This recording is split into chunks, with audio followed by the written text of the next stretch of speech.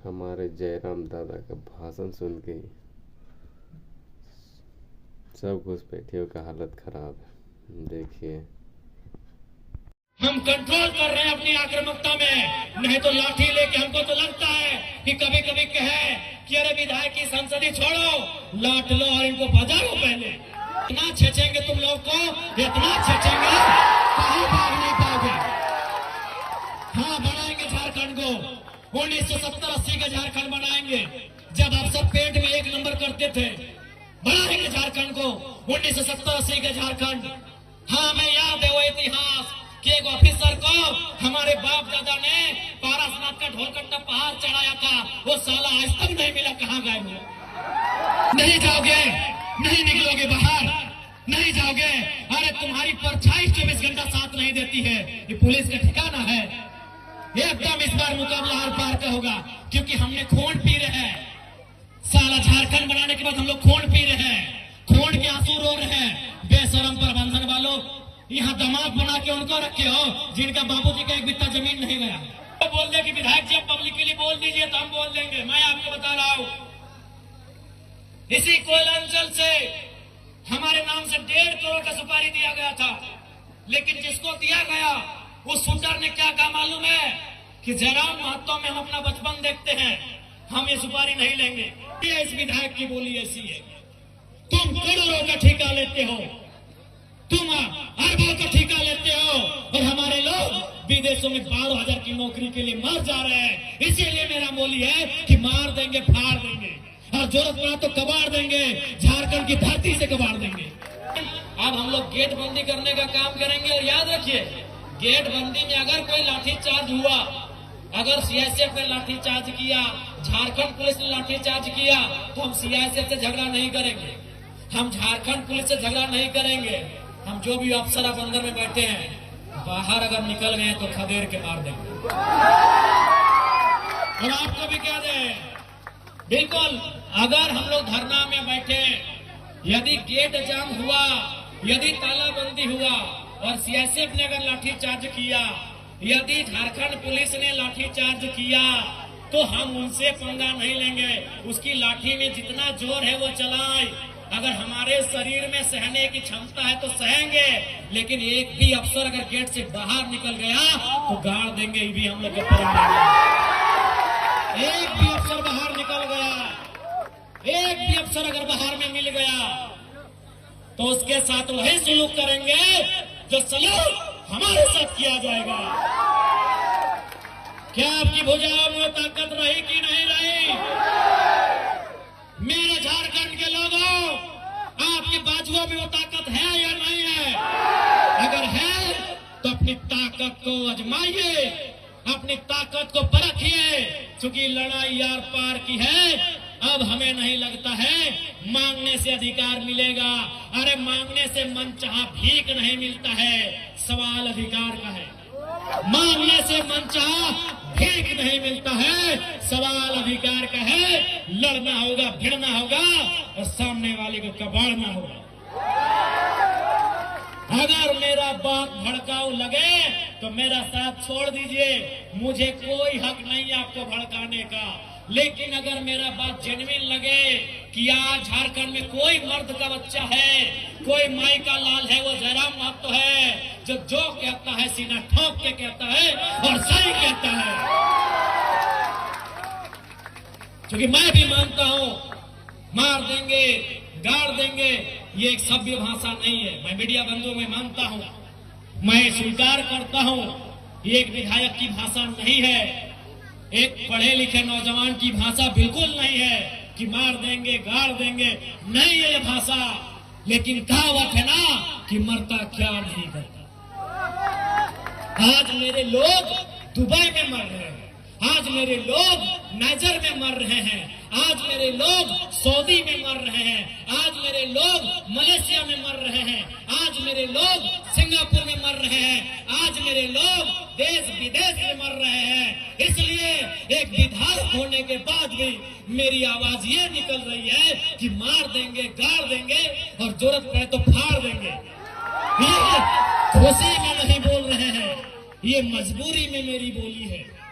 मैं मानता हूं ये एक विधायक को कतई शोभा नहीं देता है, एक विधायक की बोली नहीं होनी चाहिए ऐसी, लेकिन क्या करे, क्या करे, अंदर से खून खोल रहा है, अंदर से लहू डबक रहा है, अंदर से तीता, हम लोग अपने भाषा में बोलते हैं कि बिसाए के लिए, तिताए के लिए, तब तक ये बोली निकल रहा है।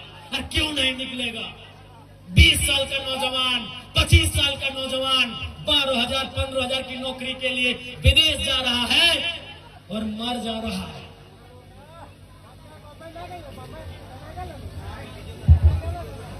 मर जा रहा है। 25 साल का नौजवान, जो 50 लड़के मरे विदेशों में और प्रदेशों में पिछले 9 महीना में, जो 50 भाई मर गए, उनकी उम्र 22 साल से 35 साल के बीच है। किसी का 4 महीना का बच्चा है। अरे कोई तो ऐसा है कि 4 महीना पहले शादी हुआ, एक भी बच्चा नहीं है, वो बेचारा विदेश में मर गया। इसलिए इस विधायक की बोली ऐसी है। तुम करोड़ों का ठेका लेते हो, तुम अरबों का ठेका लेते हो, और हमारे लोग विदेशों में 12,000 की नौकरी के लिए मर जा रहे हैं। इसीलिए मेरा बोली है कि मार देंगे, फाड़ देंगे, और जरूरत पड़ा तो कबाड़ देंगे, झारखंड की धरती से कबाड़ देंगे। क्योंकि तुम निर्दयी हो, तुम निर्दयी हो, तुम बेरहम हो। तुम्हें दिखाई नहीं देता है विस्थापितों का दर्द, तुम्हें सुनाई नहीं देता है छोटे छोटे बच्चों की चीख, तुम बेरहम हो। हम विधायक इसलिए गाली में कंट्रोल कर रहे हैं, नहीं तो आज तुम्हें दिखाई नहीं देता है रेतों की पीड़ा, इनका आंसू, इनका तकलीफ। आज रेतों के बच्चे प्रदेशों में हैं, विस्थापितों के बच्चे विदेशों में हैं, और क्या 12,000 15,000 की नौकरी के लिए मर जा रहे, बुरी तरह मर जा रहे हैं। शरीर देखने लायक नहीं होता है जब वो आता है। मां इनकार कर देती है हल्दी देने से। अरे मरने के बाद हमारा नियम है हल्दी देना, मां इनकार कर देती है, हल्दी नहीं देंगे बॉडी में। पत्नी देख नहीं पाती है शरीर को। इसलिए सुन लो डीवीसी वालों, इस बार अगर धोखाधड़ी हुआ तो भाड़ में जाए विधायकी। हम याद करेंगे उस इतिहास को, हम बनाएंगे वही माहौल। तुमको जो कबाड़ना है कबाड़ो, हम वो माहौल फिर बनाएंगे। 70 वाला माहौल बनाएंगे, 80 वाला माहौल बनाएंगे, बिल्कुल बनाएंगे। हमारे लोग दुख से मर रहे हैं विदेशों में, और तुम यहाँ करोड़ों का ठेका लेते हो। बेशर्मी की हद कर दी है। तुम बेरहम हो, निर्दयी हो, तुम क्रूर हो, तुम अहंकारी हो। जिन्होंने जमीन दिया आज वे नौकरी नहीं करेंगे, नौकरी को बेच रहे हो, दलाली कर रहे हो। इसलिए हम बनाएंगे झारखंड को 1970-80 के दौर वाला, जब अफसर लोग पैंट में 1 नंबर करता था। हम बनाएंगे उस दौर को। हाँ, तुम्हारा सामना करेंगे, हाँ मारेंगे तुम लोग को। लट से मारना होगा लट से मारेंगे, मुक्का से मारना होगा मुक्के से मारेंगे, क्योंकि तुम लातों की भूत बातों से नहीं मान रहे हो। तुम याद करो बेशर्मो 1991 की वार्ता को, याद करो डीवीसी के बेशर्मो, बेरहमो, याद करो 1991 की वार्ता को। क्या हुई थी वार्ता? बेरहम लोगों, तुमने नहीं माना वार्ता को। हम ठेका लिए रिजर्वेशन बनने का, हमने ठेका लिया है, पटक के मारेंगे, एकदम मारेंगे। तुम्हारे बच्चे हमारे बच्चे क्या हैं? भिखमंगे। तुम्हारी बीबी अच्छी साड़ी पहनेगी, तुम्हारे बच्चे महंगे स्कूलों में जाएंगे, हर सालों हम भीख मांगेंगे।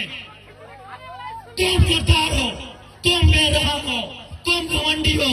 तुमने नहीं माना है 1991 की वार्ता को, जो विनोद बाबू के नेतृत्व में हुआ था। तुमने नहीं माना एक उस वार्ता को जो रेतों के नेतृत्व में हुआ था। आज 35 साल बीत गए, आज 35 साल बीतने को है उस वार्ता को। इसलिए अब हम भी राजा हरिश्चंद्र बनने का जिम्मा नहीं लिए हैं, हम भी बुद्ध बनने का ठेका नहीं लिए हैं। हम चंडाल बनना होगा, चंडाल बनेंगे और आपको इस पर सबक सिखाएंगे। देखते हैं कौन डीसी कितनी देर मदद करता है, देखते हैं कौन एसपी आपकी मदद करता है, अरे देखते हैं कौन थानेदार मदद करता है। नहीं जाओगे, नहीं निकलोगे बाहर, नहीं जाओगे। अरे तुम्हारी परछाई 24 घंटा साथ नहीं देती है, ये पुलिस का ठिकाना है। एकदम इस बार मुकाबला हर पार का होगा, क्योंकि हमने खून पी रहे हैं। साला झारखंड बनाने के बाद हम लोग खून पी रहे हैं, खून के आंसू रो रहे हैं। बेशरम प्रबंधन वालों, यहाँ दामाद बना के उनको रखे हो जिनका बाबूजी का एक बित्ता जमीन नहीं गया। यहाँ दामाद उनको बना के रखे हो जिनका बाप का एक बित्ता जमीन नहीं गया है। जिनका जमीन गया, जिनका घर गया, जिनका परिवार उजड़ा, वह भीख मांगेंगे। इसलिए भीख नहीं मांगेंगे, अब अपना निवाला छीन के लेंगे। जरूरत पड़े तो गर्दन में अपने हलक के नीचे से छीन के निकालेंगे। और साफ ये हुक्कार है, साफ ये प्रबंधन को मेरा हुक्कार है और झारखंडी को भी ललकार है कि आओ सामने, जो प्रबंधन अनाकारी करता है उठाओ लाकर बजा दो घर के। हाँ, कैसे नहीं मिलेगा? अरे तुम क्या सोचते हो झारखंड फ्री में मिला? जब झारखंड ऐसे नहीं मिला तो नौकरी ऐसे मिलेगा? मिलेगा ऐसे? झारखंड ऐसे मिला? कितने लोग मरे? अरे दुनिया छोड़ो, यहाँ बताओ कितने लोग मरे हैं? अरे बोकारो जिला में बताओ ना, नाम गिनाएंगे तो सुबह से शाम हो जाएगा। एक जिला में सुबह से शाम हो जाएगा। इतने लोग मरे हैं झारखंड बनाने में। क्या लगता है ये बेईमान बेशरम लोग फ्री में नौकरी देंगे? बिना संघर्ष के देंगे? इसलिए और एक बात जान लो, आप भी जानते हैं सबसे ज्यादा संकट में कोई है तो जयराम महतो है। लेकिन उसके बावजूद वो अपनी जान हथेली में रख के आपके बीच आता है, ताकि मैं भी मानता हूँ अगर आज हम लोग नहीं जागे तो हमारे पास एक इंच जमीन नहीं बचेगा। हम दर बदर की ठोकरें खाएंगे, हम बेघर हो जाएंगे। इसलिए तुम्हें इसलिए लड़ना है कि बाल बच्चों का भविष्य सुरक्षित हो सके। आपको क्या लगता है ये चर्चा नहीं करते हैं? ये चर्चा नहीं करते हैं कि जयराम महतो को रास्ते से हटा दिया जाए? मैं ये खुलासा कर रहा हूँ और ये खुलासा मैं जिस दिन वो शूटर अगर वो बोल दे कि विधायक जी पब्लिकली बोल दीजिए तो हम बोल देंगे। मैं आपको बता रहा हूं, इसी कोयला अंचल से हमारे नाम से 1.5 करोड़ का सुपारी दिया गया था। लेकिन जिसको दिया गया उस शूटर ने क्या कहा मालूम है? कि जयराम महतो में हम अपना बचपन देखते हैं, हम ये सुपारी नहीं लेंगे। उसने अपने लोगों को मेरे पास भेजा और बोलिए कि जाकर उनको अलर्ट कर दीजिए, हम लोग सुपारी रिटर्न कर रहे हैं। लेकिन कोई दूसरा ले लेगा तो फिर हम लोग गारंटी नहीं लेंगे। उनको बोलिए वो सुरक्षित रहे। लेकिन हम उनका नाम और सारी चीजों को क्लियर इसलिए नहीं करेंगे क्योंकि एक प्रोटोकॉल होता है। अगर वो शख्स बोल दे कि अब पब्लिकली प्रेस में आके बोल दीजिए, हम उस दिन बोलने में हमको डर नहीं लगेगा। 1.5 करोड़ का सुपारी सिर्फ इसलिए गया था कि ये सब पे बात करता है, ये कंपनी पे बात करता है, कोयला पे बात करता है, ये करप्शन पे बात करता है। ये आपको मैं एक सच्चाई अपनी बता रहा हूँ। लेकिन उसने लेने से इनकार कर दिया कि जयराम महतो में हम अपना बचपन देखते हैं। वो आज मिट्टी से निकलकर बाहर आया है। तो इनको ये आपको क्या लगता है कि इनको हमारे शब्दों से, हमारे विचारों से, हमारी आवाज से इनके पेंट गिली नहीं हो रही है? ये तैयारी कर रहे हैं, ये इस बात की तैयारी कर रहे हैं कि शक्तिनाथ महतो की तर्ज पर इसे हटा दिया जाए। ये इस बात की तैयारी कर रहे हैं कि हमें ठिकाने लगा दिया जाए। लेकिन मुझे पूरा विश्वास है कि अगर इस बार झारखंड की जमीन से लहू बहा तो इस बार इतना ही कहेंगे झारखंड के लोगों, चाहे लहू किसी का बहे, इस बार चिता मत जलाना, उस चिते को रख देना, उस चिते को छोड़ देना। अगर जलाना हो तो ऐसे बेरहम बेईमान पदाधिकारियों का हौसला जलाना जहां तुम्हारा अधिकार, जहां तुम्हारा हक आज भी वंचित है। ज्यादा समय नहीं लेंगे। जयराम महतो विस्थापन की लड़ाई लड़ने तैयार है, चाहे सड़क हो या सदन हो। आपने देखा होगा, सबसे पहले मैं माननीय मुख्यमंत्री और दीपक बिरुवा जी को धन्यवाद दूंगा कि आज एक बुलंद आवाज विधानसभा उठने के बाद उन्होंने विस्थापन आयोग का गठन तो किया, लेकिन उसका अध्यक्ष और समिति का विस्तार कब होगा यह मुख्यमंत्री जी को तय करना होगा, जल्द करना होगा। बिल्कुल ये आपकी ताकत थी, आपके वोट की ताकत थी कि आज जयराम महतो जब सदन में खड़ा होता है लोग थरथराते हैं कि इस बार ये कौन सा सवाल पूछेगा। लोग थरथराते हैं कि इस बार कौन सा सवाल पूछेगा। और अब हम इतना ही कहेंगे, कोयलांचल के विस्थापित रैयतों, मेरे भाइयों मेरी बहनों, लड़ाई हर एक तरीके से लड़नी होगी।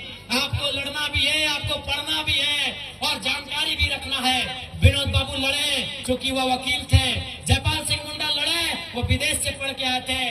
अरे भारत की आजादी को पढ़िए ना। Gandhi barrister, Nehru barrister, Patel barrister, Netaji Subhash Chandra Bose ICSE में टॉप करने वाले। आईसीएस मतलब जिस समय होता है यूपीएससी, उस समय आईसीएस था, Indian civil service. Netaji Subhash Chandra Bose कौन थे? इंडियन सिविल सर्विस के एग्जाम को पास करने वाले थे, यानी उस समय के कलेक्टर बनने वाले थे नेताजी बोस। गांधी कौन थे? Who was Gandhi? Who was Ambedkar? Barrister. आप जितने बड़े क्रांतिकारी नेताओं का नाम लेंगे आपको पता चलेगा बहुत पढ़े लिखे थे। Gandhi was a barrister, Ambedkar was a barrister, Nehru was a barrister, Patel was a barrister. सभी पढ़े लिखे लोग थे। और नेताजी उस समय के डीसी मान लीजिए ना, आज के डीसी, आज जो डीसी का है वही नेताजी बोस को मान लीजिए, उस परीक्षा को पास करने वाले नेताजी। इसलिए पढ़ना भी होगा, तुम्हें जानना भी होगा, तुम्हें अध्ययन करना होगा, तभी इस लड़ाई को सार्थक कर पाएंगे। क्योंकि रात हो जाएगी, हमको भी लगता है कि बात करने से तो रात और फिर सुबह हो जाएगी, लेकिन फिर आपको घर जाना है। और मैं प्रबंधन को साफ कह दूंगा, अगली लड़ाई के लिए तैयार है, अगली बार गेट बंदी तालाबंदी के लिए तैयार है। अगर आपकी तरफ से अनहोनी हुई तो अनहोनी का उत्तर अनहोनी से दिया जाएगा, अनहोनी का उत्तर अनहोनी से। तो पुनः ज्यादा समय नहीं लेंगे, पुनः मैं सबको यही कहूंगा, लड़ाई के लिए तैयार रहें, अपने हक की आवाज के लिए तैयार रहें। अब आमना सामना होगा, लड़ाई यार पार की होगी, इस बात के लिए आप तैयार रहेंगे।